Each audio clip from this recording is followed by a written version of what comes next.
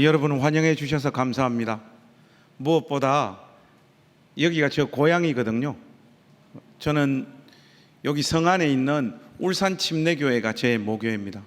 신학대학 가기 전까지 거기서 신앙생활하고 또 신학 수련을 마치고 또 고향으로 내려와서 그 교회에서 또 풀타임 사역도 하고, 그래서 여기 저희 형님이나 누님들도 지금 다 울산에 다 살고 있고 조카들 다 울산에 이렇게 살고 있고 울산 사람입니다. 그래서 오늘 울산교회에서 이렇게 초대받아서 고양시에서 이렇게 KTX 타고 내려오는데, 다른 데 이렇게 설교하러 갈 때는 솔직히 요즘 초청이 많아가지고 조금 짜증이 많이 났거든요. 근데 울산으로 이렇게 내려오니까 되게 감정이 좀 프레시하다고 해야 되나? 하여튼 고향에 있는, 더군다나 울산교회에 이렇게 설교하러 간다 이렇게 생각하니까 너무 오늘 하루가 기대가 이렇게 좀 넘쳤습니다. 근데 여러분은 눈빛을 보니까 별로 기대하는 눈빛은 아니신 것 같아요. 제가 이 울산교회와 그 인연도 좀 있어요. 제가 중고등학교 때 그 학원선교연합회라고 그 활동을 하면서, 비록 지금 외모는 이렇지만 제가 그때 회장을 했었습니다. 해가지고 그때 그 10대들의 찬양을 하기 위해서 예배당을 막 이렇게 빌리러 다녔는데, 큰 교회에서 예배당을 아무 곳에서도 빌려주지 않는 거예요. 울산에 있는 실명 거론해도 됩니까? 하여튼 무슨 교회 특히 고등학교 2학년 그 아이들이 담임 목사님 좀 만나겠다고 해서 잘 만나 주시지도 않지만은 만나서 예배당을 좀 빌려 주십시오 목사님, 우리가 행사를 좀 해야 되겠습니다 하니까, 야들아 공부 열심히 하고 그냥 가라, 다 거절을 해가지고 그 행사를 할 수 없었어요. 우리는 그 행사를 해가지고 심장병, 그 심장판막증 걸려있는 아이들 수술을 해주려고 그 10대들의 찬양을 이렇게 준비를 했는데, 너무너무 좌절을 해가지고 마지막으로 이 울산교회가 그때 남았어요. 그래서 그 자율학습을 다 끝나고 밤 10시쯤 됐나? 여기 교회 앞에 와서 고등학생 2명이 담임 목사님 좀 만나고 싶다고 하니까, 그때 사찰 집사님이신지 어때 경비를 보시는 그 집사님께서 이렇게 하시더만, 진짜 목사님 만나야 되겠나 그러시더라고요. 그래서 집사님 우리가 꼭 목사님 좀 만나야 되겠습니다 하니까, 그때 박두웅 목사님께서 연락을 받으시고 이렇게 내려오시더라고요. 그러니까 저희들을 이렇게 보니까 애기들이잖아요. 이렇게 안으로 들어오라고 해서 목양실인지, 그때 기억이 하도 오래돼서 지금 30년 또 넘은 이야기니까 우리를 이렇게 초대하셔서 왜 왔냐고 이렇게 물으시더라고요. 그래서 목사님 여차여차해서 교회를 이렇게 좀 빌렸으면 좋겠습니다 하니까, 지금도 그 박 목사님 말씀이 잊혀지지가 않아요. 이 교회는 예수님의 교회니까 너희들도 행사하기 위해서 사용해야지, 그렇게 언제 행사할 거냐 해서 말씀을 드리니까, 그래 그날이 토요일이니까 행사하고 예배당만 조금 정리를 해주면 좋겠다 그렇게 말씀하시고, 우리 둘이를 축복기도 해주시고 그렇게 행사 잘하라고 격려해 주시더라고요. 그때는 철이 없어서 다 이렇게 하는구나, 다른 교회 목사님보다는 박두웅 목사님께서 성격이 좀 더 좋으신 분이구나, 저희들은 그 정도로 생각을 했죠. 근데 이제 신학 공부 다 하고 목사가 돼서 그 옛날을 이렇게 추억을 해보니까 박 목사님이 얼마나 귀하고 훌륭한 목사님이시라는 거 그 새삼스럽게 다가오더라고요. 그래서 제가 이 추억과 관련해 가지고 글도 한번 써서 어디에 기고를 했었습니다. 했고, 제 기억으로는 그때 그 글이 어떻게 울산교회도 전달이 돼서 주보에 실렸다라고 그렇게 제가 이야기를 들었는데, 사실인지 아닌지는 잘 모르겠어요. 그래서 제가 그 텔레비전 나가서도 이 사연을 한번 이야기를 했던 적도 있고요. 그런 교회고, 그때 박 목사님께서 그렇게 이 예배당을 빌려주셔서 제가 여기에서 연극을 했던 기억도 지금도 생생해요. 그런 교회에 청년부에 와서 여러분들에게 하나님 말씀을 전할 수 있게 되어서 얼마나 설레이고 영광스러운지 모르겠습니다. 여기까지는 서론이고요. 오늘 목사님께서 읽어주신 이 말씀을 가지고 여러분들하고 하나님 말씀 본격적으로 좀 나누기를 원합니다. 여러분, 오늘 우리에게 주어진 이 말씀은 여러분들이 이 말씀을 한번 읽어보시면 아시겠지만은 어려운 구문이라든지 어려운 단어라든지 어려운 표현이라든지 그런 게 하나도 없는 본문입니다. 한글을 아시는 분들은 읽으면 무슨 말인지 충분히 이해할 수 있고 본문이 말하는 핵심적인 의미를 찾아서 우리 삶에 그냥 적용하면 될 것 같은 그런 본문입니다. 그런데 오늘 이 본문 말씀은 바로 거기에 함정이 있습니다. 본문이 너무 쉬워서 여러분들이 5절까지 아마 읽으시고 이 말씀을 여러분들 삶에 적용을 하게 되어지면 본문에서 우리에게 던지고자 하는 핵심적인 의미를 백발백중 놓칠 가능성이 많습니다. 이런 시행착오를 겪지 않기 위해서는 오늘 본문 말씀으로 들어가기 전에 본문 말씀의 배경을 좀 정리를 하고 1절 말씀부터 그렇게 우리가 차분하게 강해에 들어가야지 실수를 하지 않을 것 같습니다. 그래서 오늘 사무엘상 23장 1절 말씀이 시작되어지기 전에 배경이 좀 어떠한지 여러분들에게 좀 제가 설명해 올리겠습니다. 여러분, 다윗이라고 하는 사람은 사울의 군대 장관 출신이죠. 그래서 사울이 다윗을 전쟁에 내보내는 족족 다윗은 승리하고 돌아옵니다. 다윗이 모든 전쟁에서 승리하고 돌아오니까 백성들이 챈트를 부르기 시작을 합니다.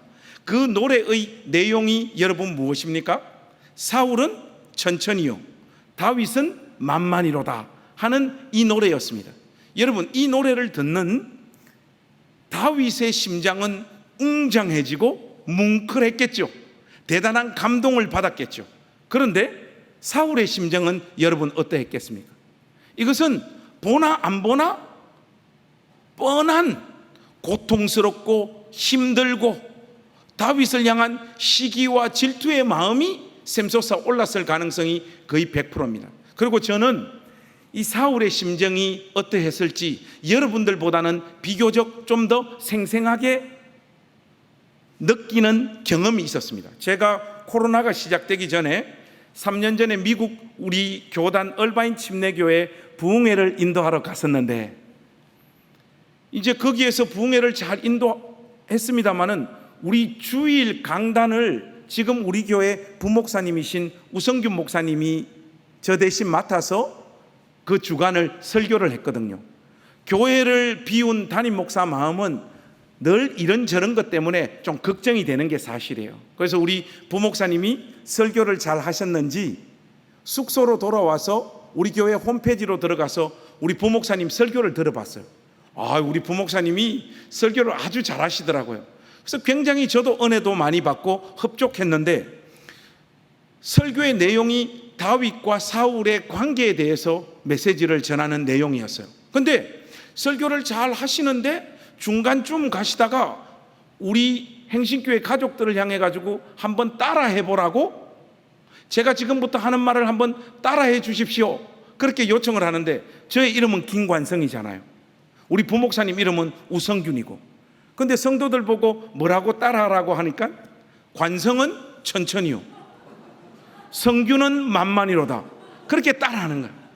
보통 이렇게 좀 센스가 있고 눈치가 있는 성도들이라면 입을 다물고 안 따라하는데 온 교회 식구들이 우렁차게 관성은 천천히요, 성균은 만만히로다 이러는데 이거 안 되겠다, 이거 빨리 한국으로 돌아가야 되겠다.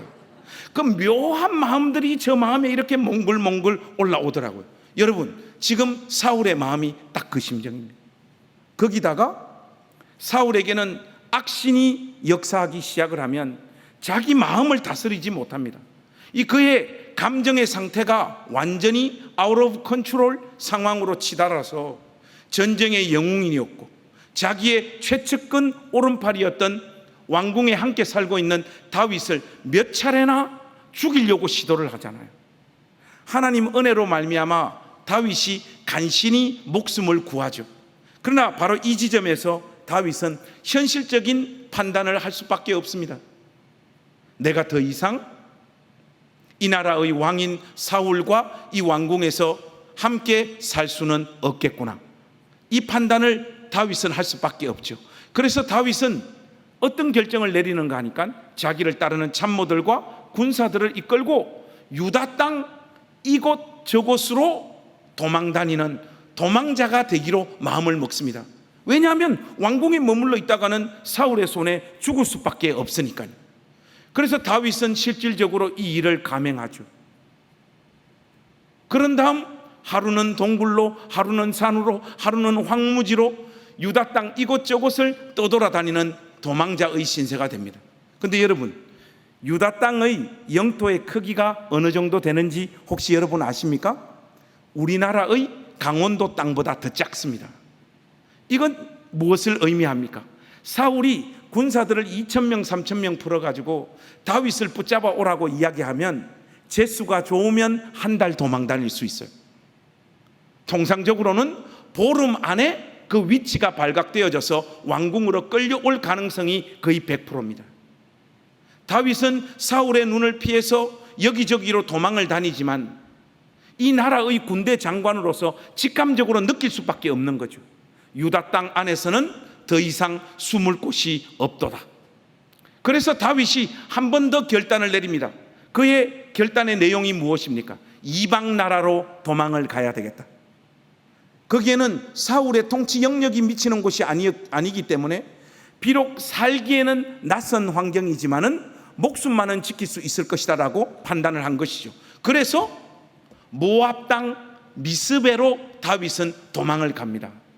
그런데 여러분, 이 지점에서 우리 울산교회 청년들에게 목사님이 질문을 하나 하고 싶습니다.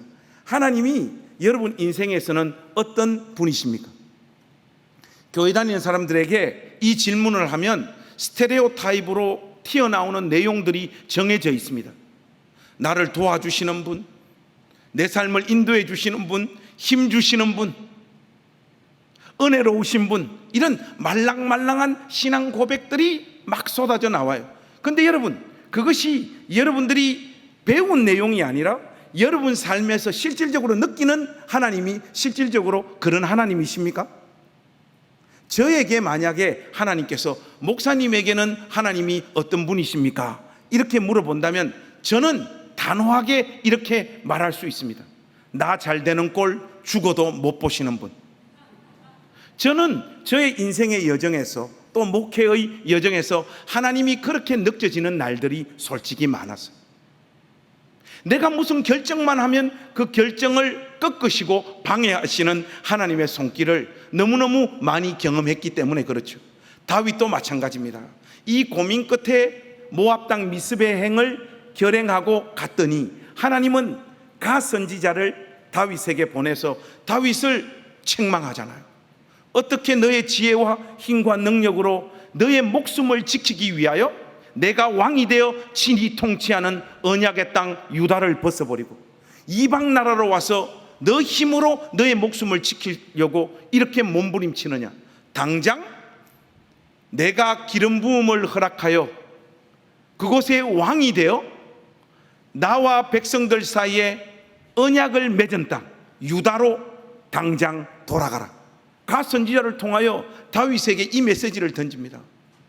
다윗이 이 메시지를 듣고 순종하여 돌아온 장소가 어디냐 하니까 유다 땅 헤렛 수풀가예요. 여러분, 이 지명은 여러분들이 꼭 기억하고 있어야 됩니다. 오늘 설교를 이해하기 위해서는 이 헤렛 수풀가라고 하는 지명을 여러분들이 꼭 이해를 해야 되는데, 일단은 우리 청년부 모두가 다 같이 이 지명을 한번 발음을 해봤으면 좋겠습니다. 헤렛 수풀가 한번 따라해 주시죠. 시작.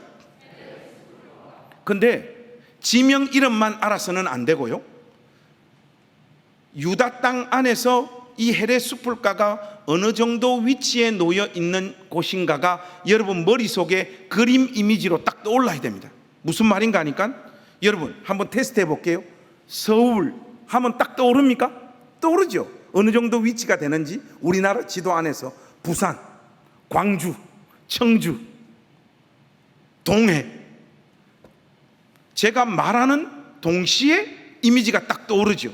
유다 땅 안에서 다윗이 모압 땅 미스베를 떠나서 하나님 말씀에 순종하여 돌아온 곳이 헤렛 숲불가입니다. 여러분들 머릿속에 떠오릅니까? 잘 안 떠오르죠. 이거 어떻게 하면 좋을까? 제가 최선을 다해서 한번 설명을 해보겠습니다. 여러분, 헤렛 숲불가는 요단강 서쪽 바로 왼편에 위치한 곳이에요. 저는 확신합니다. 여러분, 이런 식의 설명이 여러분들에게 하나도 도움이 안 된다는 걸 저는 확신을 해요. 왜냐하면 요단강이 어디 있는지 모르는데 요단강 서쪽에 헤렛 숲불가가 있다라고 설명을 해봐야 여러분 머릿속에 들어오지 않을 거고요. 이걸 우리나라 지도에 빗대어 여러분들에게 설명해 드리면 여러분들이 가장 잘 아실 수 있을 것 같아요. 여러분, 우리나라 지도 동쪽을 한번 떠올려 보세요. 그리고 해안선을 따라 쭉 내려오다 보면 포항 근처에 오면 우리나라 지도가 이렇게 꼬리가 이렇게 끝에 튀어나와 있죠. 여기가 어디입니까? 포항의 호미곶. 포항의 호미곶에 해당되어지는 땅이 유다 땅으로 보자면 헤렛 숲불가입니다. 한 지명을 더 예를 들자면 여기는 울산이니까 이걸 모르는 분은 아무도 없을 것 같아요. 여러분, 우리나라에서 해가 제일 먼저 뜨는 곳이 어디죠? 간절곶, 그죠? 간절곶이나 호미곶에 해당되어지는 곳이 바로 헤렛 숲불가입니다. 그런데 여러분, 어리석은 설교자의 특징이 하나 있어요. 그게 뭔가 하면 내 설교를 듣는 청중들이 내 설교를 지금 잘 이해하고 은혜 받고 있다라고 확신을 하고 계속해서 진도를 나가는 설교자, 이 설교자가 어리석은 설교자예요. 저는 여러분을 믿지 않습니다. 여러분들이 헤렛 숲불가라고 하는 이 지명에 대한 그림 이미지가 확실하게 여러분들 머릿속에 그려지고 이 지명에 대한 이해가 확실히 있는지 최종적인 질문을 하나 더 던지겠습니다. 여러분, 헤렛 숲불가에 해당되어지는 호미곶과 간절곶의 공통점이 뭐예요? 네?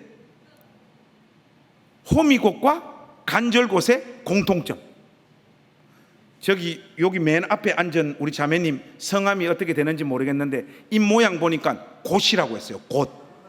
호미곶과 간절곶의 공통점 곶. 자매님, 그거는 유치원 애들이 하는 답이에요. 기상천외한 답이 지금 나왔어요. 호미곶과 간절곶의 공통점 곶.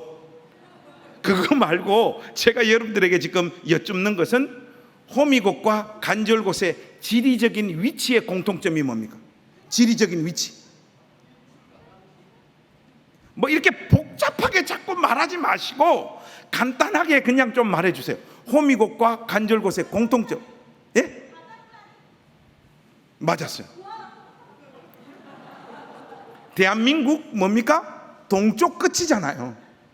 지금 다윗이 모압 땅 미스베를 떠나서 유다 땅으로 들어오긴 들어오는데 동쪽 끝에까지만 들어오는 거예요. 내륙 안으로는 들어오지 못하는 거예요. 왜 그렇습니까? 사울에게 위치가 발각되어지기 때문에 유다 땅 안에서 숨을 수 있는 가장 적합한 장소를 동쪽 끝이라고 생각을 해서 바로 이 헤렛 숲불가에서 복지부동하여 숨죽이고 납작 엎드리고 있는 상태가 오늘 본문 말씀 1절이 시작되어지기 직전의 상황입니다. 여러분, 이 상황에 이제 어떤 일이 펼쳐지느냐? 여러분, 1절 말씀 우리 같이 한번 읽었으면 좋겠습니다. 1절 23장 1절 한번 같이 읽겠습니다. 시작. 사람들이 다윗에게 전하여 이르되 보소서, 블레셋 사람이 그 일날을 쳐서 그 타작마당을 탈취하더이다 하니. 여러분, 이때 어떤 일이 벌어지는가 하니까 서쪽에 있었던 늘 이스라엘의 대적이요 원수였던 블레셋이요 유다 땅 그 일나로 곡식을 강탈해 가기 위해서 쳐들어옵니다. 여러분, 이 상황에 이 나라를 실질적으로 다스리고 통치하고 있는 왕이 누굽니까? 사울이죠. 당연히 사울이 그일라로 군대를 파견해서 블레셋을 무찌르고 그일라 주민들을 보호하고 지켜줘야 되죠. 그러면 제가 여러분들에게 다시 질문 하나만 던지겠습니다.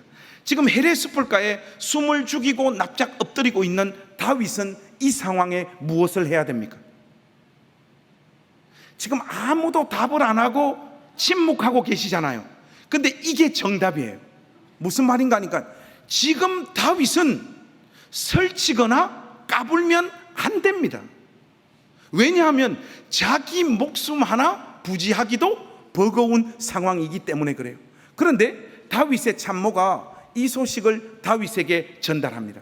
다윗이요, 지금 이 유다 땅 그일라로 블레셋이 쳐들어왔다고 합니다 하는 이 정보를 다윗에게 넘기니까 다윗이 이 소식을 듣고 어떤 액션을 취하는가 하니까 2절 말씀 한번 보세요. 2절 말씀은 제가 한번 읽겠습니다.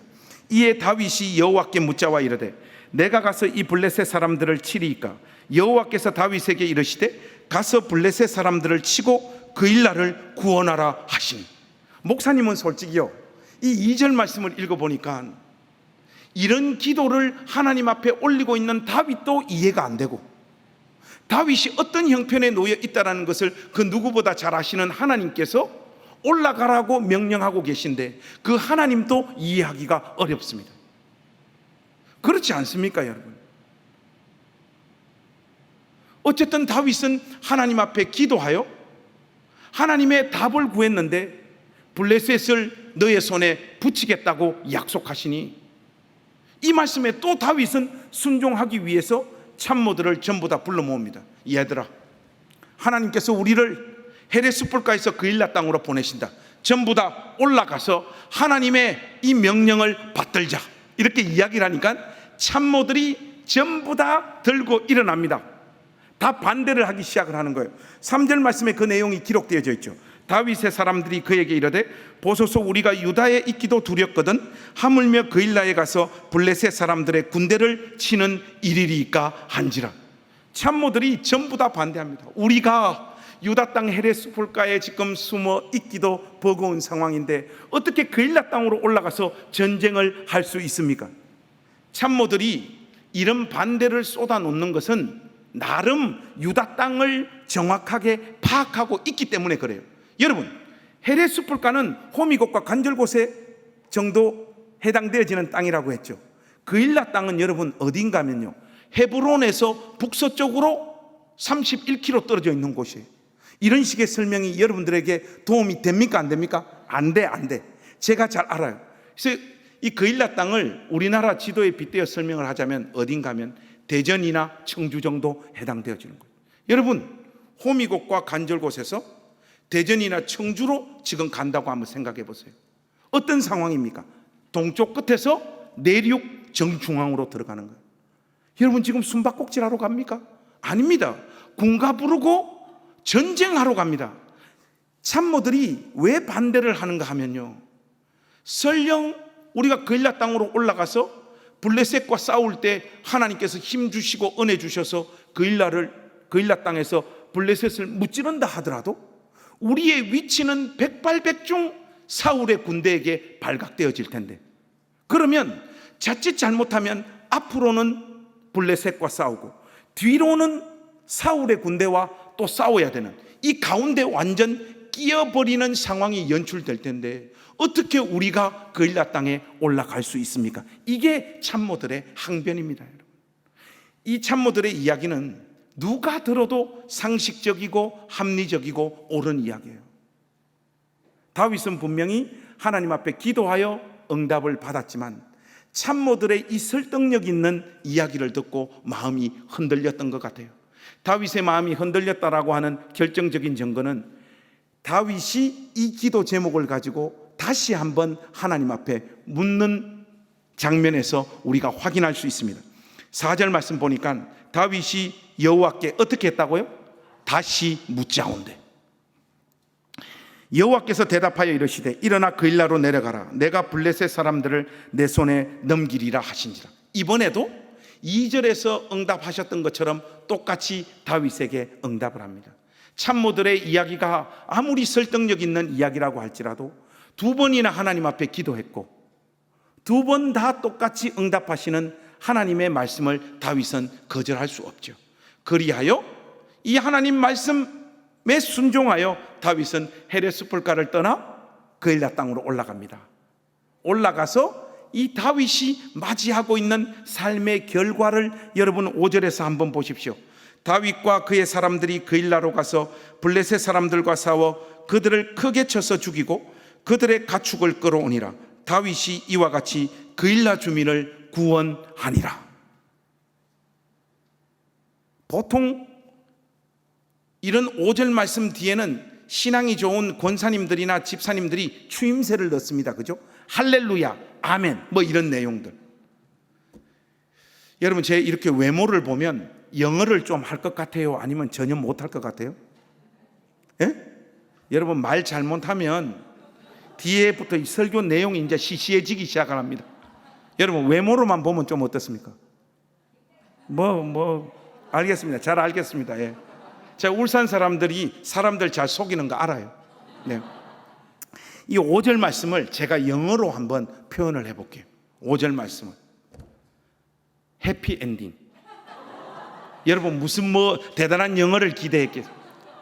그래서 여러분, 이 5절 말씀을 딱 보면 해피 엔딩으로 끝나요.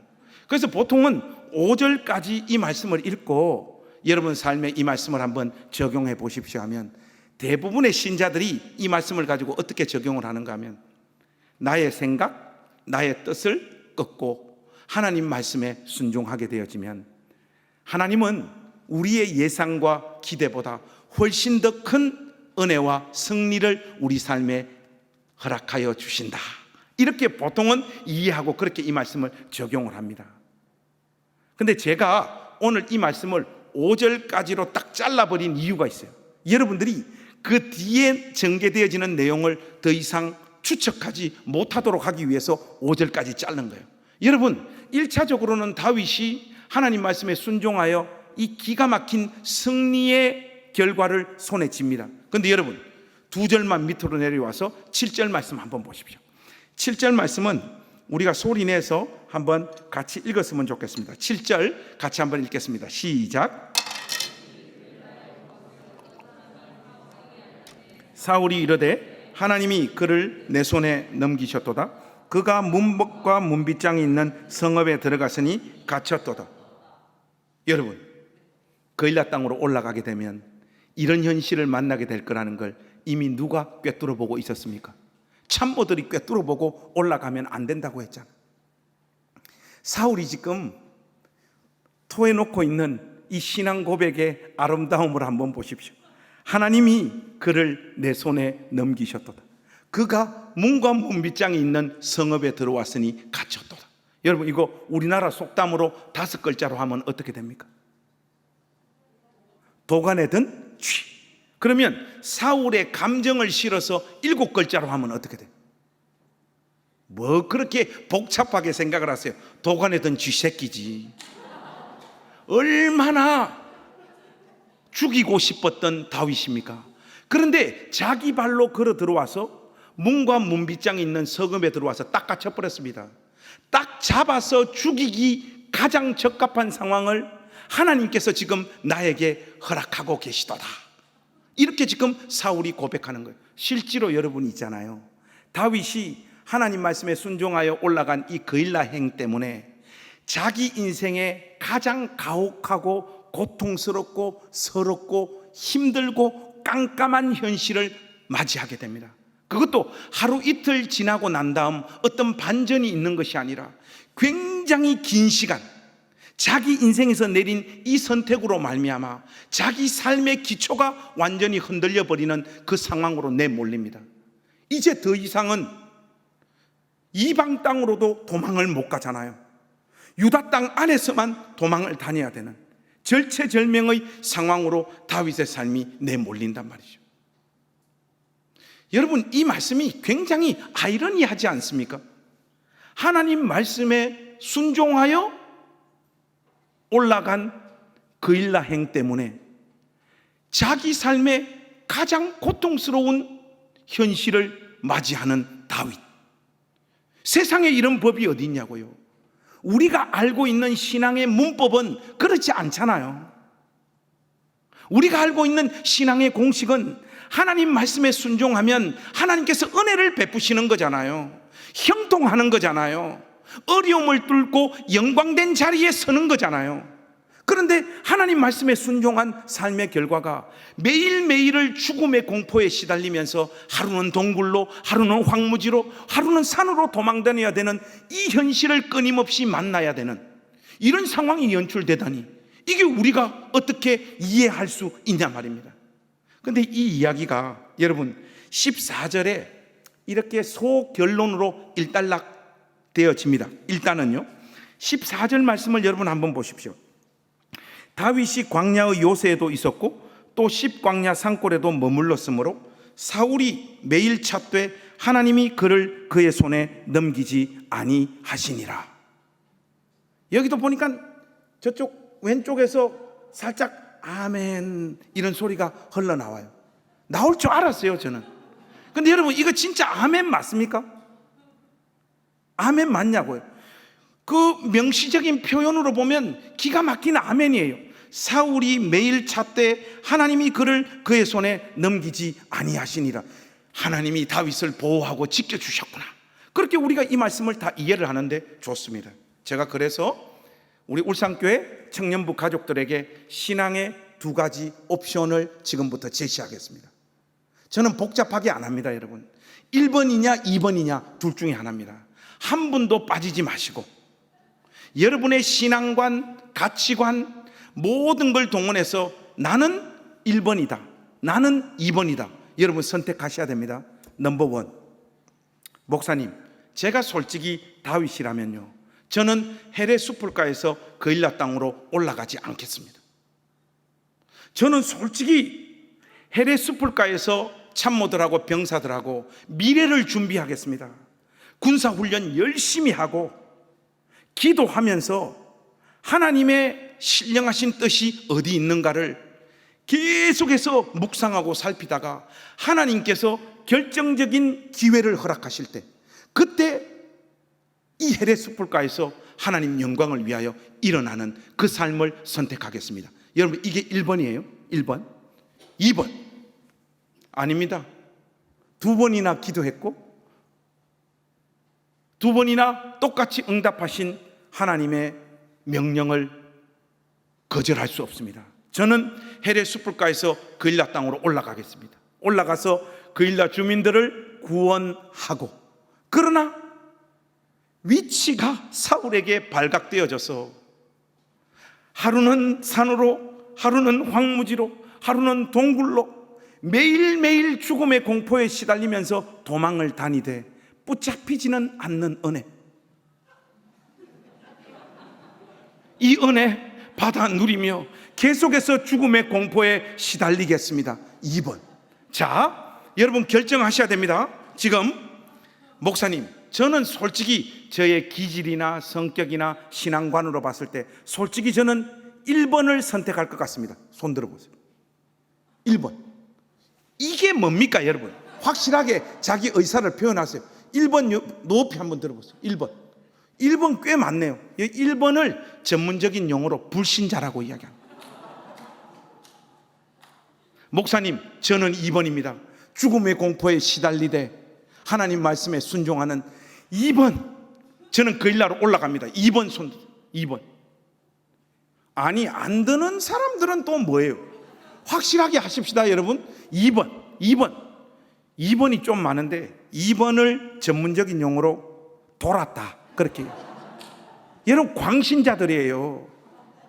요즘은 청년 세대가 굉장히 도발적이고 솔직하잖아요. 그러다 보니까 이 질문을 여러분 세대에게 던지면 항상 질문이 톡백돼 가지고 저한테로 돌아오더라고. 목사님은 몇 번이냐고. 저는 저를 잘 압니다 여러분. 저는 1번입니다. 그런데 우리가 여기에서 질문을 하나 던져야 돼요. 여러분, 다윗은 왜 헤레 숲불가에서 그일라 땅으로 올라갔을까요?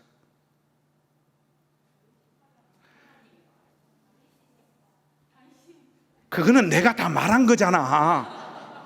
그게 아니고, 여러분, 다윗은 있잖아요, 참모들이 와서 이번에 그일라 땅으로 올라가게 되면 어떤 현실을 만나게 될 거라고 하는 그 이유를 쏟아놓으면서 반대하기 전에 이미 다윗은 그일라 땅으로 올라가게 되면 어떤 일이 펼쳐질 거라는 걸 자기 자신이 다 알고 있었어요.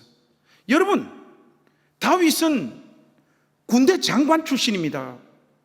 유다 땅의 이 영토에 관한 가장 정확하고 정통한 지식을 소유하고 있었던 사람들이 참모가 아니라 다윗 자신이었다고. 여러분, 내가 이 하나님 말씀에 이번에 순종하게 되었을 때에 내 삶이 얼마나 가혹하고 고통스러운 자리로 내몰릴 거라는 걸 다윗은 다 알고 하나님 말씀에 순종하여 그일라 땅으로 올라갔던 거예요. 여러분, 우리의 믿음의 선배들이 하나님을 경외하고 하나님을 섬기고 하나님을 예배했던 방식들이 전부 다 이런 식이었습니다. 자기 이름, 자기 청춘, 자기의 영광, 자기의 욕망, 이런 것들은 하나님을 사랑한다라고 하는 그 고백 앞에서는 아무것도 아니었어요. 내가 이 삶을 선택했을 때 얼마나 큰 시련과 고통이 나를 찾아오게 될 거라는 걸 뻔히 알면서도 그것이 하나님의 명령이며 하나님의 명예를 높이는 일이며 하나님의 영광을 드러내는 길이라면 과감하게 그 삶을 선택하여 자기의 삶을 초계와 같이 날려버리는 이 선택을 하는 방식대로 하나님을 사랑하는 마음들을 표현해냈단 말이죠. 여러분, 우리 시대의 신자들이 가지고 있는 신앙의 스타일과 경향과는 얼마나 여러분 다릅니까? 우리 시대의 젊은 기독 청년들이 하나님을 향하여 가지는 가장 간절한 어떤 마음들, 소원들은 무엇입니까? 내가 지금 어떤 처지에서 눈물을 흘리고 고통 가운데 있는지 하나님 지금 찾아오셔서 나를 좀 위로하시고 힘주시고, 무엇보다도 내가 가는 길에 핑크빛 고속도로가 열리도록 역사해 달라는 거 아닙니까? 우리는 하나님 그분을 사랑하는 것이 아니라 언제부터인가 하나님의 능력을 사랑하는 사람들이 되어버렸습니다.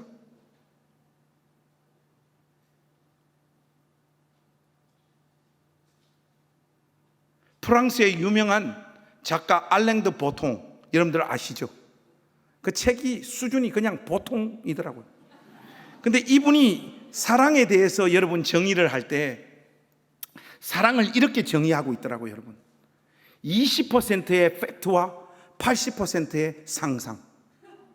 여러분, 청춘 남녀가 이렇게 있을 때 서로를 완벽하게 알면 결혼은 성립하지 않습니다. 우리는 다 20%만 보고 나머지 80%를 상상해서 결혼을 합니다. 그래서 이 왼쪽에 앉아 계시는 어르신들 있잖아요, 결혼 다 한 번씩 해보신 분들, 저분들은 한결같이 마음에 아내와 남편을 향하여 어떤 마음을 가지고 계시는가 하면 속았다. 모두가 다 그렇습니다. 우리 집 사람한테 물어보니까 내가 인류 역사상 가장 심각하게 사기를 당한 여자다, 우리 집 사람이 그러더라고요. 근데 여러분, 자기만 그렇겠습니까? 나도 우리 집 사람이 이렇게 사나운 사람인지 몰랐어요. 이 시대의 사모의 표상인 줄 알았다고. 나는 목회하면서 한 10년 고생했더만 그 따뜻하고 온유했던 우리 집 사람이 헐크가 되어버리더라고요. 근데 여러분, 우리는 속은 게 아니고 우리가 그렇게 상상한 겁니다. 20%만 보고. 이게요, 우리가 하나님을 사랑한다라고 고백을 하는데 이 고백에도 그대로 적용되어지는 말씀인 것 같습니다. 우리는 하나님께서 가지신 속성의 20%만 보고 이 하나님을 감히 사랑한다라고 고백을 하고 있어요. 내가 외로울 때 힘주시는 분,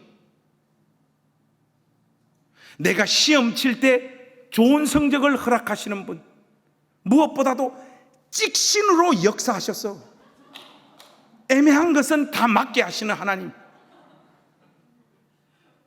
내가 행복하게 살 수 있도록 기가 막힌 짝을 허락하셔서 내 결혼 생활이 평탄하게 흘러갈 수 있도록 역사해 주시는 하나님. 여러분, 하나님이 여러분 인생 가운데 그렇게 도우시고 함께 하시지 않는다는 게 아니에요. 그게 하나님의 속성의 20%란 말이죠. 근데 여러분, 요한계시록에 있는 표현대로 하자면 죽임을 당하신 어린 양이 어디를 가든지 그 길을 따라가는 자를 요한계시록에서는 신자라고 말하고 있습니다.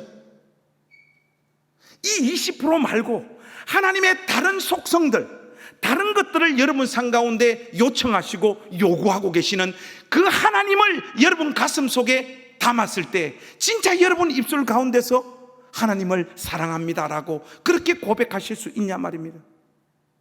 너희들의 그일라 땅이 어디냐라고 묻고 계시는 그 하나님 앞에서 여러분은 진실로 나에게 이 요구를 하고 계시는 하나님을 사랑합니다. 하나님이 내 인생의 힘이 되시는 분이십니다. 하늘과 땅의 유일한 소망은 하나님밖에 없습니다라고 고백할 자신이 있습니까? 여러분이 그 삶을 선택했을 때 여러분 삶과 인생이 총체적으로 흔들리는 상황으로 여러분 삶이 내몰리는 그 상황에 하나님을 사랑한다라고 고백할 수 있냐 말입니다. 이런 식의 모습이 여러분 있잖아요. 구약 성경에만 이렇게 나오는 것이 아니에요. 사도행전 20장에 보시면 사도 바울이 에베소를 떠나서 예루살렘으로 올라가잖아요. 그때 부두에 막 나와서 그 전반적인 20장 분위기가 뭡니까? 사도 바울이요, 가지 말라고, 우리하고 좀 더 있자 하면서 사람들이 떠나보내는 걸 막 아쉬워하면서 울면서 전송하잖아요. 그때 여러분 누가 나타나십니까? 성령 하나님께서 나타나셔서 사도 바울의 앞길을 예언하잖아요. 네가 이번에 에베소를 떠나서 예루살렘으로 올라가게 되면 너를 기다리고 있는 것은 결박과 환난이다, 그렇게 말씀하시잖아요. 용한 어떤 권사님이 해주시는 예언이 아니에요. 성령 하나님께서 친히 나타나셔서 사도 바울의 앞길을 정확하게 예언을 합니다. 여러분, 우리 같으면 성령께서 나타나셔서 너 이번에 올라가게 되면 너 붙잡혀서 죽는다, 그게 결박과 환난 아니겠습니까?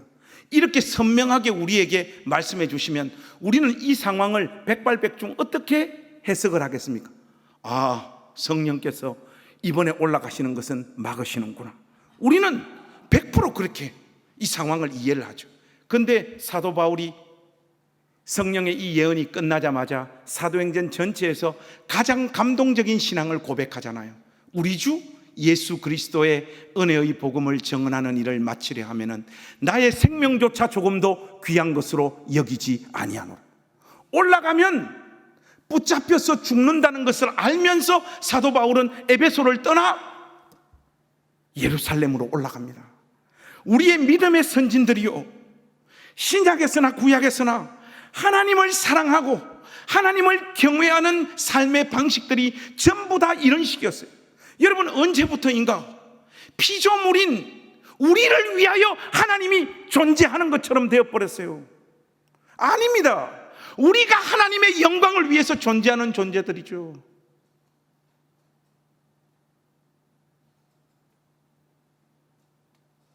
예수님은 여러분 삶의 구주이시며 주님이십니다. 확실히 그러하시죠? 그런데 여러분 신앙의 여정을 진지하게 한번 뒤돌아보십시오. 여러분은 언제 우리를 위하여 십자가 지신 우리의 주님이시요 우리의 구세주이신 이 예수님을 위하여 내가 이 삶을 선택했을 때에, 내가 이 헌신을 결정했을 때에 내 삶의 기초가 총체적으로 흔들린다는 것을 알면서 어떤 헌신을 한 번이라도 감행해 본 적이 있는지 여러분 삶을 한번 뒤돌아 보시라고요.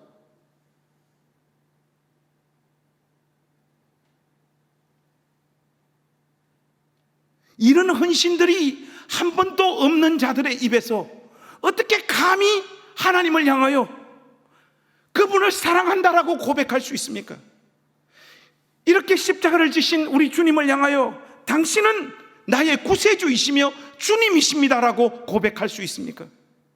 죽임을 당하신 어린 양께서 가시는, 인도하시는 그 어떤 곳도 따라가겠다라고 온 마음을 다하여 고백하는 자들이 신자인데, 왜 우리들이 가진 신앙의 경향들은 하나님의 힘과 능력을 우리의 삶의 연장에 끌어와서 내 이름과 내 영광과 내 삶이 윤택하게 되어지는 방향으로밖에 기독교 신앙을 사용하거나 이용하지 못하느냐고요, 여러분. 십자가 지신 그분이 우리의 주님이시요 우리의 구세주가 되신다라고 하는 것은 내 인생이 그것 자체로 이미 성공한 인생으로 끝났다라고 하는 고백이지 않습니까?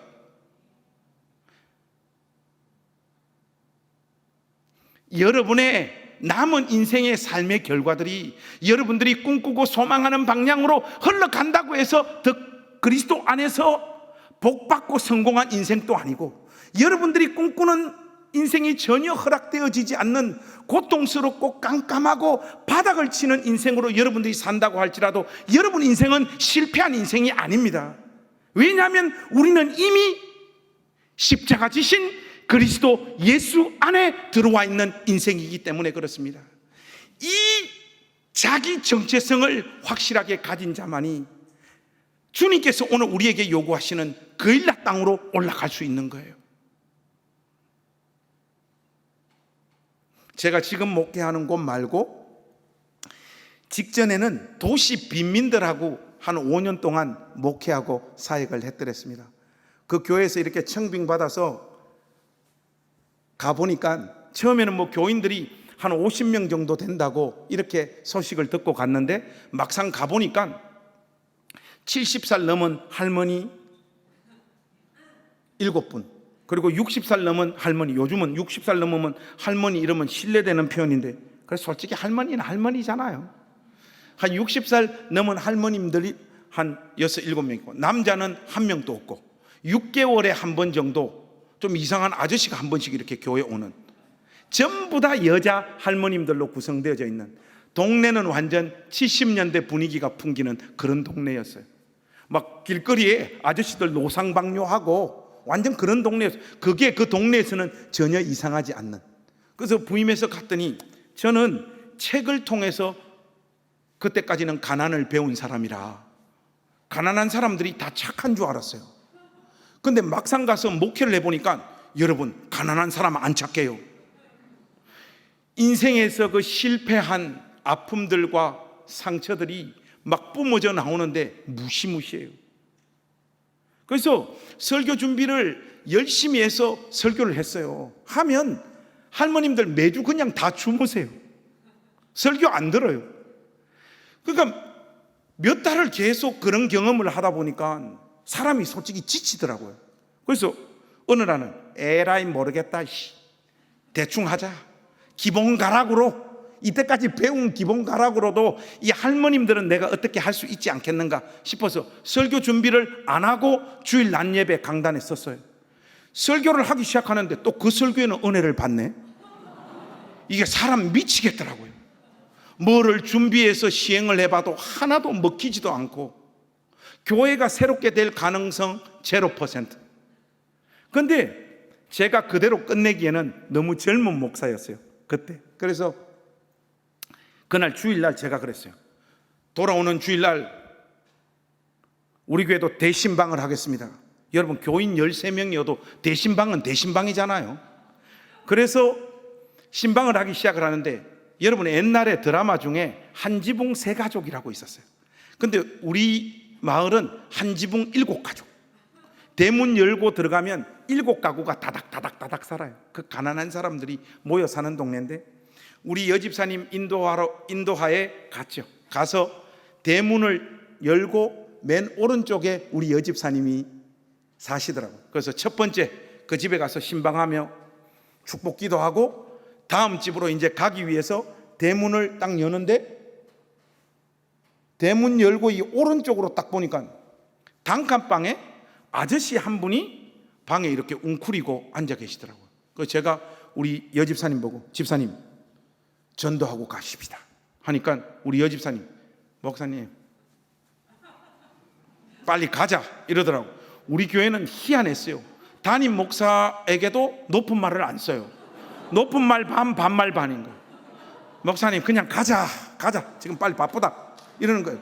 집사님 잠깐만 기다려 보십시오 하고 제가 신발을 벗고 그 방으로 들어갔어요.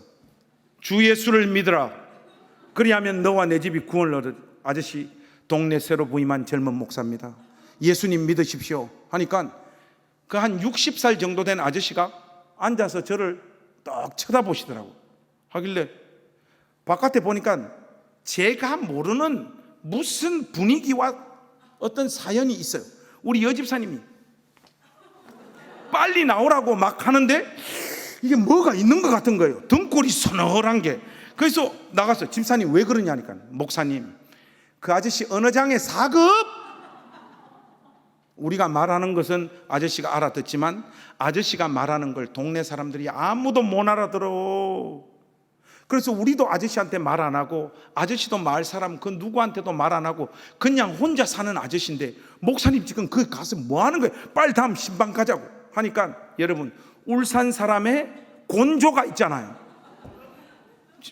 집사님 그럴수록 더 전도해야죠. 잠깐만 기다리십시오. 방으로 다시 들어갔어요.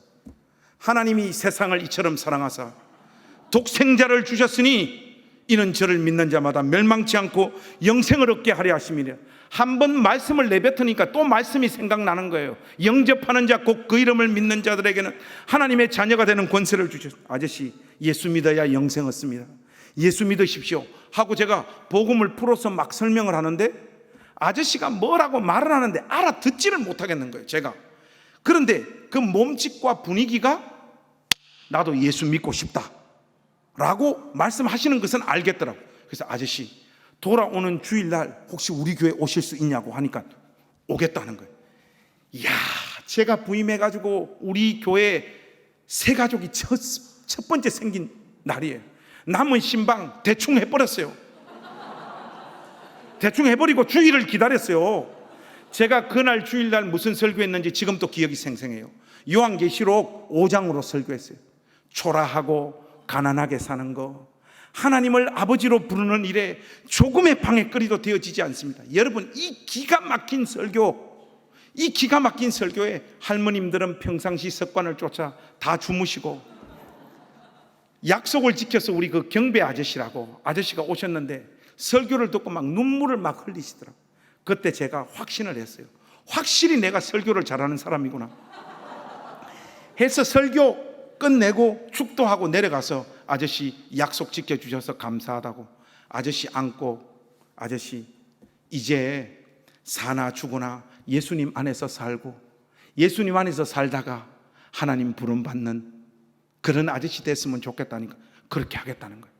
그런데 이 아저씨가 그 다음 주도 아니고 그 다음 날부터 매일매일 교회를 오는 거예요. 이 아저씨가 어느 장애인이기만 하지 모든 건 다 정상이에요. 특별히 이 아저씨가 목공 기술이 있으신 거예요. 집에 있는 모든 연장을 다 가지고 와가지고 35년 된 우리 그 아담하지만 더러운 교회, 이 교회를 매일 뜯어 고치는 거예요. 여러분 전문가가 한 명 있으면 그 전문가를 보조하는 사람을 전문적인 용어로 뭐라고 합니까? 시다바리. 여러분 그 시다는 누가 합니까? 당연히 제가 하죠. 목사님 물 가지고 와, 목사님 망치, 목사님 줄자 이러면 제가 다 올려드리고 하면서 같이 예배당을 고치면서 신앙적인 이야기를 얼마나 많이 했겠어요. 하니까 아저씨의 신앙이 스펀지처럼 하나님 말씀을 막 흡수하는 거예요. 우리 집 사람 보고 여보 밥 해라 해서 매일 우리 집에서 같이 점심 먹으면서 이 경비 아저씨 신앙이 막 쭉쭉쭉쭉 자라갔어요. 그래서 우리 교회 오신 지 1년 만에 집사님 됐어요.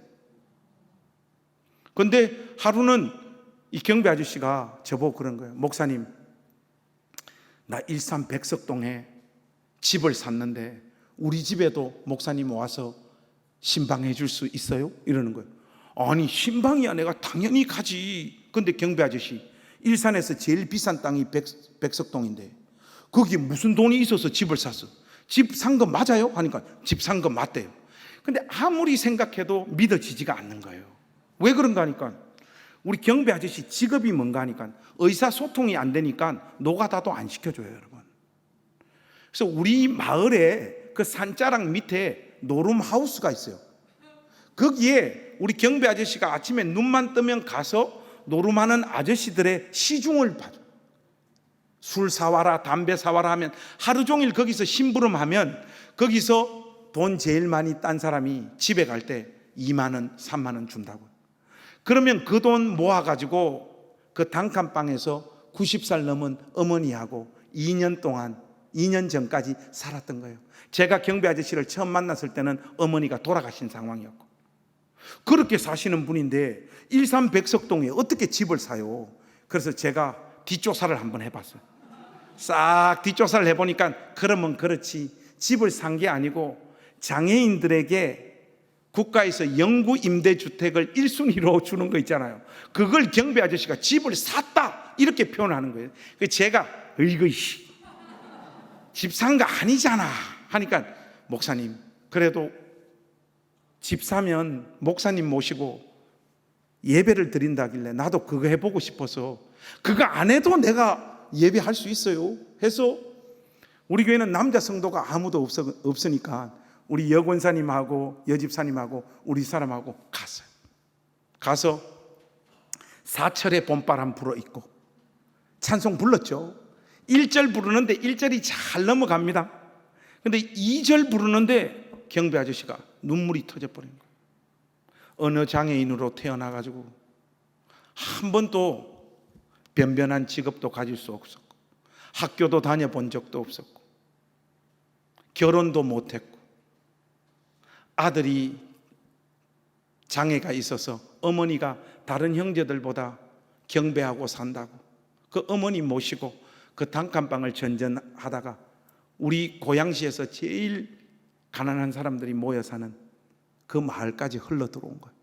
그런데 자기의 이 지난 인생, 예수님 만나고 또 자기가 그렇게 좋아하는 목사님 모시고 이 가정에서 자기 표현대로 하자면 집을 사서 구역 예배하는 날이잖아요.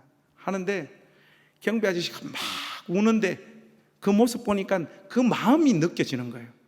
그러니까 그 눈을 보는데 저도 막 눈물이 터지는 거예요. 그러니까 우리 둘이는 펑펑 울고 운다고 찬송도 못했어요. 그런데 여자들은 독해요.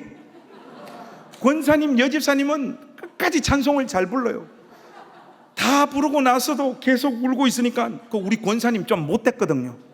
목사님 그만 울고 설교하소 해서 눈물을 닦고 설교를 하고 경배 아저씨 머리에 손을 들고 축복 기도했죠. 하나님, 지나온 인생 이렇게 서럽고 고통스러웠는데 이제는 우리 경배 아저씨 그만 힘들게 하시라고, 하나님께서 베푸시는 은혜와 복도 누리는 그런 남은 인생 되게 해달라고 축복 기도했죠. 그렇게 예배 끝났는데 예배 끝나고 경배 아저씨가 사람을 또 울립니다. 목사님 오늘 우리 집 내가 다 구경시켜 줄게. 여러분 12평짜리 아파트 구경할 게 뭐 있습니까? 근데 경배 아저씨는 진심인 거예요. 진심.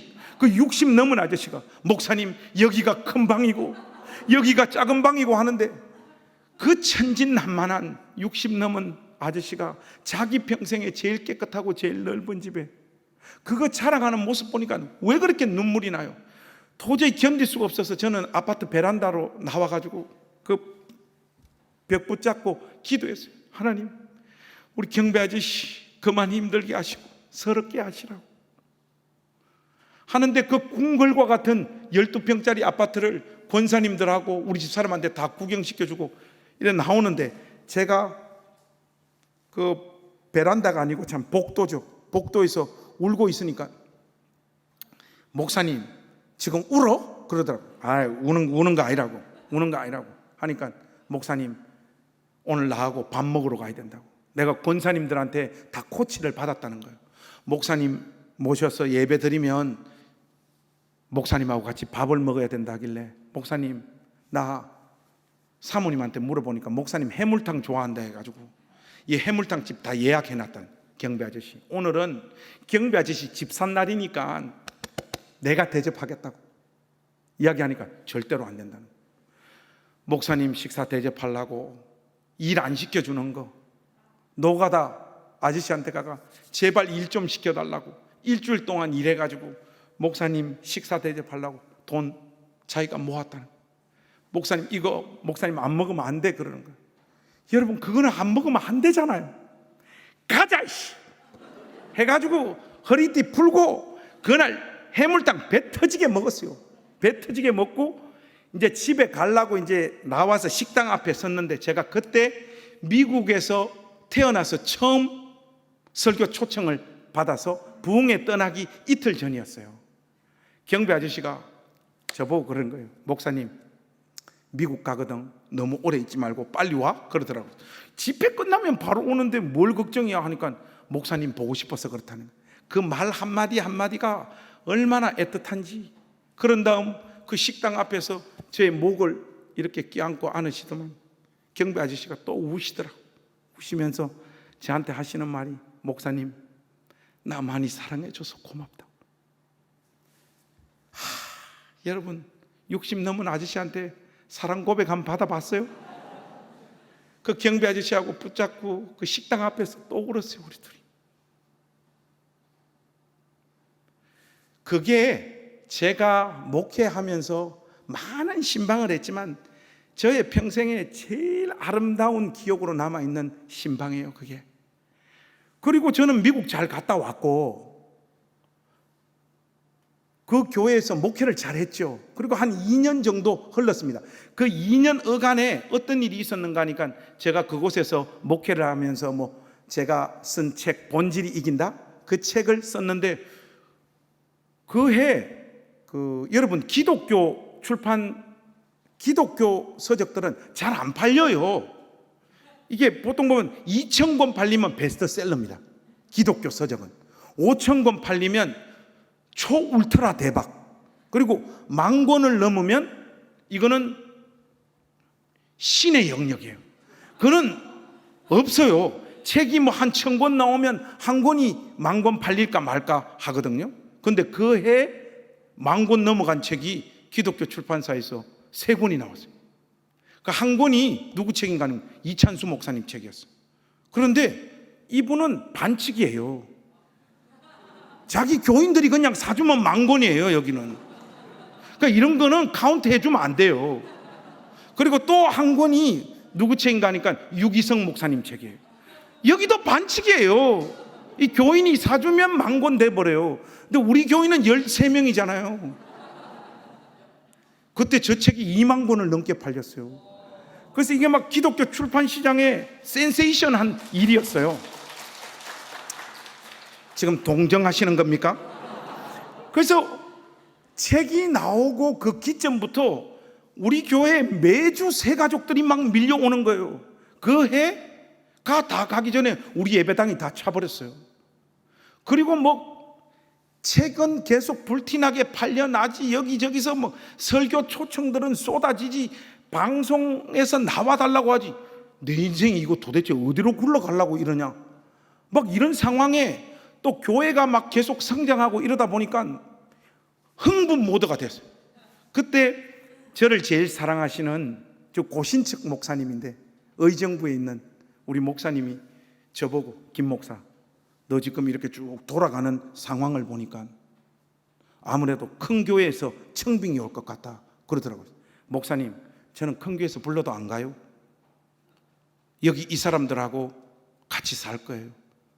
끝까지 여기서 뼈를 묻을 겁니다 하니까 목사님이 그건 네 마음인데 분위기가 그렇다고 하더라고요. 그래서 내한테 무슨 청빙, 그런 건 나하고 맞는 옷도 아니고 됐다고 이렇게 생각하고 있죠. 아니나 달라 한 2달 반 지났나 우리 미국 한인 침례교회에서 한 1,500명 모이는 한인 침례교회에서 담임 목사 청빙 콜이 온 거예요. 여러분 한국에서는 특히 이 동부 경남에서는 고신이 이거잖아요. 우리 침례교회는 안타깝지만 한국에서는 전국적으로 다 약세입니다. 그죠? 이걸 커피숍으로 좀 비유를 하자면 여러분들은 스타벅스, 우리는 한 컵 반 정도 될라나? 컵 반 정도? 근데 여러분, 미국은 여러분 우리 남침내교회가 꽉 잡고 있습니다. 어마어마해요. 교단 빌딩이요 CNN 건물보다 더 큽니다. 우리 교단 한 해 예산이 대한민국 예산보다 더 많았던 시절도 있었어요. 그만큼 미국 남침내교회가 어마어마하죠. 그러니까 미국 그 한인 침례교회 큰 교회에서는 우리 침례교 목사님들은 다 거기 가서 목회를 해보고 싶은 마음들이 솔직히 조금씩 있어요. 근데 저한테 그 현실이 오니까 이걸 어떻게 해야 될지를 모르겠는 거예요. 여러분, 소풍 전날 잠 안 오는 거, 그 심정 여러분 좀 이해가 되십니까? 하도 이게 고민이 많이 돼가지고 우리 가족 회의를 소집을 했어요. 우리 집 사람 지호, 지연이 앉혀놓고, 야들아, 여보, 나 할 말이 있어 하니까 말해보라는 거예요. 잘 들어라 하니까 빨리 말해보라는 거예요. 그러니까 이게 하니까 우리 집 사람이 빨리 말하라는 거예요. 이걸 어떻게 말을 해야 되나 하니까 우리 집 사람이 막 속 터지는 거예요. 잘 들어라, 잘 들어. 여보, 난 미국에서 이 교회에서 청빙 와서 하니까 아까 제가 말했듯이 우리 집 사람은 그 지점에서는 이미 싸나워져 있었어요. 근데 제가 청빙 받았다고 하니까 그때부터 우리 사람 성격이 성령 충만 모드로 돌아서는 거예요. 저한테 너무 소프트한 옛날 여자로 확 돌아가더라고요. 매일 찬송을 불러요. 뭐 저보고 가자 이 말은 안 하는데 거의 가자 모드예요. 그리고 우리 아들 지호는 평상시 저를 부르는 호칭이 아빠잖아요. 다 아빠 이러는데 그날부터 호칭이 달라집니다. 오 데디, I wanna go to America. 이 쌍놈, 보니까 이게 가족들이 지금 우리도 이 지긋지긋한 동네 아빠 우리 그만 살고 싶어, 빨리 떠났으면 좋겠다, 이런 분위기야. 이런 분위기. 사택에 화장실도 없고 그 환경이 여름 되면 뭐 홍수 오면 사택 침수하고 지하 사택이었는데 너무너무 힘들었어요. 하니까 가족들이 당연히 이런 마음을 가지죠. 하니까 저는 그런 욕망이 조금도 없는 줄 알았는데 주의 은혜로 저의 마음에도 가고 싶은 용기가 점점 샘솟아 올라오더라고요. 그래서 새벽에 나가서 기도했죠. 여러분, 주님, 40평생 한 번도 안 도와주시더만 어떻게 40 잠깐 넘는 이 시간에 이렇게 한 방에 그냥 모든 일을 다 바꾸어 버리시는 하나님이십니까? 하나님, 저 미국 가서도 큰 교회 가서도 마음 안 팔아먹고 진실하게 목회 잘하겠습니다. 하나님 영광 받으십시오. 기도했죠. 그 다음 또 기도했죠. 그 다음 날 또 한 일주일 정도 기도했나? 주여, 미국 마음 안 팔아먹고 진실하게 기도하는데 이거는 100% 하나님의 음성이 아니에요. 그리고 특정한 어떤 사람이 그 순간에 저한테 해주는 말도 아니에요. 그런데 주여 진실하게 마음 안 팔아먹고 기도하고 있는데 2년 전에 그 식당 앞에서 경배 아저씨가 해줬던 말 있잖아요. 목사님 미국 가거든 너무 오래 있지 말고 빨리 와. 그 말이 훅 들어오는 거예요. 순간 저 입에서 어떤 말이 나오는가 하니까 사탄아 물러가라. 이거 지금 이것도 미국이고 이것도 미국이니까 내가 지금 강박으로 내가 그냥 스스로 지금 이러는 거다 싶어서 기도를 딱 멈췄어요. 그리고 그 다음날 최대한 그 생각을 안 하고 이쪽으로 자세 옮기고 주여 미국 진실하게 마음 안 팔아먹고 하는데 영락 없어요. 목사님 미국 가거든 너무 오래 있지 말고 빨리. 그 다음날 또 그 다음날 또 이게 막 사람 미치겠는 거예요. 이게. 그래서 그 교회에서는 청빙을 결정을 해달라고 하는데 연기를 하면서 한 달 반을 기도했는데 결국 저한테는 이 경배 아저씨 말이 어떻게 이해되어지고 해석되어지는가 하니까 너 김 목사 이번 청빙에 응하는 거 잘못된 결정도 아니고 죄를 짓는 것도 아니고 얼마든지 가서 새로운 사역 할 수 있는 거예요. 그런데 네가 내리는 이 결정으로 말미암아 너를 가장 친한 친구로 생각하는 저 천하보다 더 귀한 저 영혼 박경배, 너 미국 가고 난 다음 친구 잊어버리고 신앙도 잃어버리고 너 처음 만났던 그 골방으로 들어가서 허무하게 살다 죽으면 너 이 영혼에 대한 책임, 김 목사 너 질 수 있겠느냐? 하나님이 그렇게 저한테 물으시는 것 같더라고요. 한 달 반을 기도하다가 아버지 안 가겠습니다. 그래서 지금 울산교회 왔잖아요, 여러분. 내가 여기 오고 싶지 않았다고. 근데 여러분에게 목사님이 한번 묻고 싶습니다. 1번, 목사님 그때 갔어야 됐다. 아이들을 위해서라도 갔어야 됐다. 1번.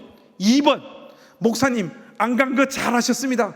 우리가 박수 쳐드리고 싶습니다. 2번. 여러분 몇 번입니까?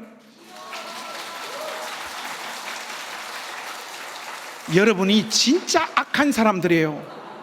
이게 남의 이런 그 고백과 간증을 들으면 다들 은혜 받고 박수를 쳐요. 그런데 여러분 삶에는 이런 결단을 내려본 적이 있습니까? 제가 여러분을 그 코너로 몰아넣기 위해서 지금 이 이야기를 이렇게 길게 한 거란 말이죠. 여러분은 언제 여러분 삶에 해당되어지는 그일라 땅으로 가기 위해서 여러분의 꿈을 포기해 봤습니까? 여러분 삶에 주어지는 기회를 한번 포기해 봤습니까? 여러분의 청춘의 시간을 한번 포기해 봤습니까? 주님을 위해서 무엇을, 여러분 인생에서 가장 소중히 여기는 무엇을 한번 포기해 봤냐 말이에요. 제가 여러분에게 오늘 묻고 싶은 게 많습니다. 여러분, 제가 이 미국 안 가기로 마음 먹고 난 다음 저 마음에는 어떤 마음이 찾아왔을까요? 1번, 주께서 주시는 평강이 찾아왔다. 2번, 아깝고 원통하고 괴롭고 그리하여 우울증에 사로잡혀가지고 6개월 이상 갔다. 여러분 몇 번이겠습니까? 잘 아시네. 여러분, 예수님을 믿고 우리의 주님이시요 구주이신 그분을 따라가는 길은요, 늘 기쁘고 즐겁고 아침에 일어나면 사이다가 퐁퐁퐁퐁 터지는 그런 삶이 아니에요. 누군가는 그런 모습으로 주님을 섬기는 자리로 부름받는 사람들이 있는가 하면 대부분의 신자들을 향하여서는 주님의 몸된 교회, 그분의 나라를 위하여 고난을 자원하여 짊어지는 자리로 우리 주님께서 우리를 부르고 계시다고요. 그리스도의 남은 고난을 내 몸에 채워놓으라고 고백했던 사도 바울의 고백처럼 여러분 중에 누구도 주를 위하여 여러분 삶의 가장 고통스러운 것, 가장 아까운 것들을 포기하면서 그 길을 가야 된단 말이죠. 울면서라도 우리가 이 길을 가야 됩니다. 이 길을 신실하게 걸어가는 우리 시대의 기독 청년들이 별로 없더라는 거예요.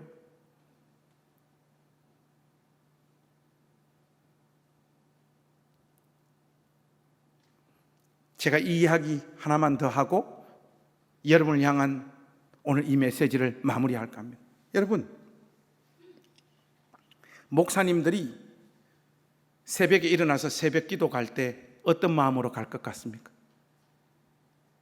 새벽 기도 갈 때 보통 새벽 기도 5시 하잖아요. 그럼 4시에 일어나요. 4시에 일어날 때 목사님들의 마음이 어떨 것 같아요? 주관식으로 물으면 이상하게 답을 안 하더라고요. 객관식으로 해드릴게요. 4시에 알람이 울릴 때 그 알람을 끄면서 목사님들이 하는 말 1번, What a wonderful day. 주여, 오늘 또 새벽을 깨우게 하시니 감사합니다. 오늘 또 이 맑은 정신으로 예배당으로 나아갑니다. 그리하여 우리 교인들 한 명 한 명 이름 불러가며 기도하는 그 복된 자리에 저를 세워주시니 감사합니다. 하나님 영광 받으시옵소서. 이런 마음으로 새벽 기도 간다. 이게 1번이에요. 2번 있어요. 2번, 4시에 알람이 따르릉 울릴 때 알람 탁 끄면서 하는 말 에라이 샹. 어떤 놈이 새벽기도 만들었노? 미국하고 영국은 없다 하던데 왜 우리나라만 새벽기도를 하나? 가자 가자, 죽지 못해서 가자, 여보요 빨리 일어나라 가자, 이런 마음으로 간다. 여러분, 울산교회에 있는 목사님들은 어떤 마음으로 새벽기도 갈까요? 1번의 마음으로 갈까요? 2번의 마음으로 갈까요? 1번요? 1번은 있잖아요, 제가 잘 아는데 주기철 손양원 목사님 또 안 돼요. 그거는 우리는 다 2번으로 갑니다. 제가 목사라서 알아요. 그런데 여러분, 이 2번의 마음으로 새벽기도 가는 목사님을요, 우리는 하기 싫은 새벽기도를 억지로 하는 목사님이라고 손가락질하고 욕하지 않잖아요. 그 사명 묵묵히 짊어지신다고 그 목사님 우리가 그 누구보다 사랑하고 존경하잖아요. 주를 위하여 산다는 것, 우리의 그일라 땅으로 간다는 것은 바로 그런 것입니다. 여러분, 너무 말랑말랑한 주님을 그림 이미지로 여러분 머릿속에 담아두지 마십시오. 우리 주님께서 우리를 위하여 십자가를 지셨잖아요. 그리고 저와 여러분과 같은 이런 악한 죄인들을 하나님 자녀가 되는 이 영광된 반열이 위에 세워주시고 하나님 영광을 위하여 수고할 수 있는 삶의 장을 펼쳐주셨잖아요. 그런데 여러분, 왜 여러분 인생을 그저 그런 삶을 사는 것으로 만족하려고, 그 삶을 성취하고 이루어 달라고 하나님 앞에 매달리고 있냐고요. 오늘 이 밤 여러분에게 주 예수 그리스도의 이름으로 요청합니다. 사랑하는 우리 울산교회 청년부 가족 여러분, 여러분의 그일라 땅으로 올라가십시오. 지방에 내려와서 하나님 말씀을 전하다 보면, 또 어떤 기회가 있어서 청년들하고 만나보면 모두가 다 수도권으로 올라오고 싶어 한대요. 내가 청빙 안 갔듯이 여러분들도 수도권으로 올라오지 마. 여러분의 그일라 땅은 여기 울산교회인 줄로 믿습니다. 여러분 꿈과 여러분 청춘, 주님께서 피 흘려 값주고 사신 이 교회를 위해 좀 포기하면 안 됩니까? 이 교회 든든하게 세우는 그 일을 위하여 여러분 인생 좀 드리면 안 되냐고요. 수도권 별거 없어요. 여러분, 제가 지금 올라가 있잖아요. 올라가니까 사람이 이렇게 싸나워지잖아요. 올라오지 마요. 여러분은 여러분의 그일라 땅을 사수해 주시기를 우리 주님의 이름으로 부탁합니다. 이 교회를 여러분 마음속에 담아보세요. 이 청년부를 여러분 마음속에 담아보세요. 그리고 여러분 가족, 여러분 인생을 한번 떠올려 보십시오. 나 이제 더 이상 못하겠어. 나 이제 이거 안 할래. 나 이 사람 이제 더 이상 못 참아주겠어. 나 이제 포기할래. 나 이제 뭔가 어떤 결단을 하고 새 인생을 위해서 수도권으로 한번 가볼래. 여러분, 이런 생각을 먼저 떠올리기 전에 주님을 위하여 여러분 인생을 어떻게 드리고 헌신하고, 주님께서 지금 나를 부르고 있는 그일라 땅이 어디인가 묵상하셔서 용기 내셔서 주님께서 여러분을 부르고 계시는 그일라 땅으로 용기 내어 올라가는 우리 울산교회 모든 청년부 가족들이 되시기를 우리 주님의 이름으로 축복합니다.